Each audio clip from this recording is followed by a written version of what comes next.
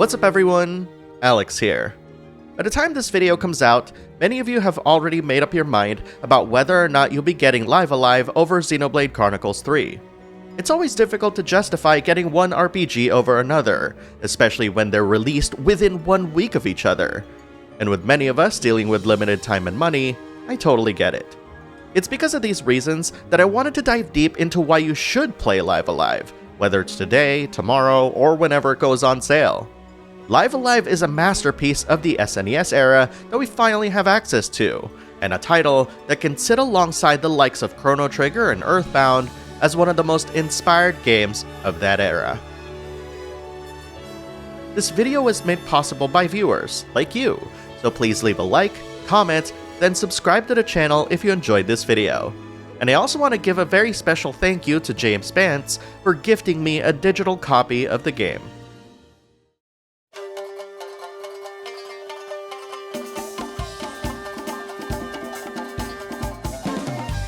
Live Alive was originally released in 1994 on the Super Famicom. Critics panned the game, criticizing it for being a bit too easy and looking worse when compared to other Squaresoft games at the time, with Famitsu giving it a rating of 29 out of 40. Nevertheless, Live Alive kickstarted the careers of its director, Takashi Tokita, and its composer, Yoko Shimomura, with the former taking the experience he'd gained and applying it to both Chrono Trigger and Parasite Eve, and the latter going on to compose for the Kingdom Hearts series and Final Fantasy XV. But despite all of this, Live Alive remained a relatively obscure game in the West, as the game's poor sales and reception did little to convince Squaresoft to localize it. It wasn't until Aeon Genesis fan translation in 2001 that Live Alive would gain a cult following amongst the hardcore RPG fanbase, with many proclaiming it as one of the best JRPGs of all time. But after playing through 25 hours of Live Alive, I'm not entirely sure that calling it that does the game justice.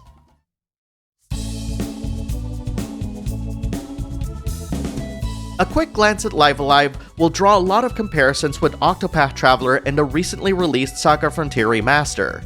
You choose one of 7 different protagonists to play as, each with their own chapters, and that's about it. At least that's what it looks like. What you may or may not know is that unlike the aforementioned games, each chapter plays vastly different from one another. One chapter, for example, is basically a fighting game that has you learning moves from other fighters, like a Blue Mage in Final Fantasy. And this is just me thinking about this, but I have a feeling that they made this specific scenario to pay homage to Yoko Shimomura's time composing songs for Street Fighter II. Another chapter has you saving a town from an incoming bandit raid by gathering resources and distributing them amongst the townsfolk to lay traps. There's even a chapter where you play as a support robot and you can't equip a single piece of equipment or go into battle, save for an arcade machine that lets you do just that. In fact, this chapter is completely narrative driven. And keep in mind, this is years before Corpse Party and many years before narrative games like To the Moon were actually made. And this is a fact that might blow you away. None of the chapters that I mentioned care about the traditional notions of grinding and leveling up. In fact, you just can't. That's not to say that Live Alive is devoid of experience points and leveling, of course, but I'm merely saying this to demonstrate that Live Alive is anything but a traditional RPG. I think this is all to say that while Live Alive does contain elements of Japanese-style RPGs, it takes these tropes and components and mashes them up to create gameplay experiences that not only evoke other game genres, but still manages to stay within the genre it identifies with. It also shows the flexibility and malleability of the genre given the right perspective and direction. And again, let's keep in mind that this is from a game that was released in 1994. On the other side of the coin, this fluid implementation of RPG tropes could also be what convinces people not to play Live Alive, with some folks in the comments of my demo coverage saying that they canceled their pre-orders. And to an extent, I understand where they're coming from, because whether we like it or not, there are limitations to these RPG systems, which can make representations of specific genres feel half-baked by comparison.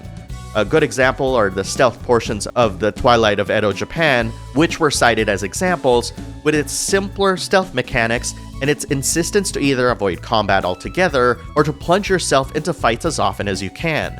Besides, stealth games have matured so much since 1994, so if you're going into this scenario expecting that, I can see how you can be completely disappointed by it.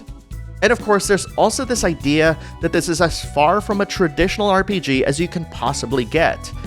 Because Live Alive is all about immersing players in different genres, in which certain players might not be exposed to or appreciate at all.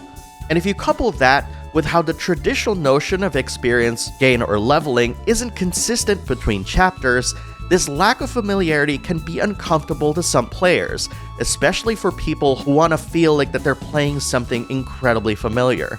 In their case, this actually serves more of a distraction than anything else. While I can't really deny that a small portion of the community will feel this way, the restraint represented in Live Alive's design, by not overly devoting itself to specific genres, is what makes each chapter approachable to the RPG gamer, while its consistent toying with genres, exposing players to concepts that they might actually really enjoy. What's more is that it allows Live Alive to tell stories through its gameplay. To use the Shifu in Imperial China as an example, he's a kung fu master who has much to teach but nothing left to learn. This is why he's already at the maximum level when you start that chapter, while his would-be students would be at various levels. This of course can also be applied to the Sundown Kid from the Wild West. He's such a badass that there's really nothing left for him to learn as well. To also use prehistory as an example, that chapter is completely devoid of spoken dialogue. In fact, the dialogue is represented through pictures, which kind of reminds me of cave paintings of that era, though naturally this is all pixels. It's been said that early cave paintings were the earliest forms of communication, and I love that the developers pretty much thought of that and said, hey, why don't we use visuals as a means to communicate to the player what might be required? I think that's actually really brilliant. These details also extend themselves in ways that Live Alive represents its characters, which actually creates some really great characterization, even for the smallest of parts. Now, it's easy to underestimate Live Alive given what it looks, it's rendered in pixels and whatnot, but they're able to achieve so much by doing so little. I think my favorite bit character has to be Caesar from the Wild West, because every time we talk to him, it triggers a nervous jitter on his character, which immediately tell us that he's either cowardly or nervous all the time. And of course, the way action is conveyed, just using the pixel characters and sprites, for example, pushing each other or whatnot, still evokes a similar impact to me when compared to fully realized 3D models doing more articulate animations. Now, I don't know if my reactions to these animations are just born out of my experience in the games of this era, so I am curious to know if these kinds of animations elicit similar reactions from you. I'd love to read your responses in the comments. While Live Alive's chapters are shorter than other Square Enix anthologies, they do feel like complete stories. And I do feel that each chapter is a love letter to a specific film or game genre. For example, the Wild West, of course, pays homage to westerns. The present day pays homage to fighting games, and prehistory pays homage to slapstick and physical comedy. And if you go through all the chapters, you'll find a very specific genre that it pays homage to. That being said, one big concern with these anthologies is the lack of cohesion that ties everything together in the end. Unlike Octopath Traveler or the remastered Saga Frontier, Live Alive does some clever things in its chapters to hint at what's to come, giving fans who love uncovering mysteries something to chew on. Again, it's not as elaborate as other modern games, but it's important to note that these elements have remained untouched since 1994, and it's surprising to see these elements work well even today. Now, we talked about how every chapter of Live Alive is different and how through its gameplay, it complements the stories being told, but I've no doubt you've been curious how its combat plays. First of all, it is tactical, but battles don't last long. And as someone who doesn't typically like tactical RPGs due to how long each battle takes, this was a great midpoint between traditional turn-based RPGs with the positional gameplay of tactical RPGs. And also, every character or enemy has 2 meters, which is a health bar which fully replenishes at the beginning of every battle, meaning you don't have to micromanage people's health after combat. That's great. And a turn meter, which only increments when you do actions or physically move your currently controlled character.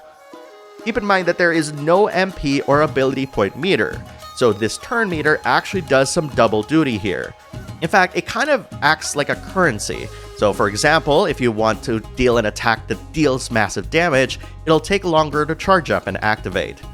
Live Alive also does have a very interesting system to deal with death.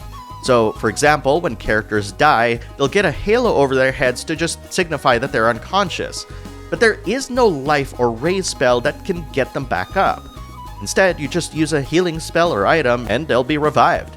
That being said, if these unconscious characters sustain additional damage while they're in this state, they will be removed from the battlefield altogether and they won't be eligible to receive experience at all.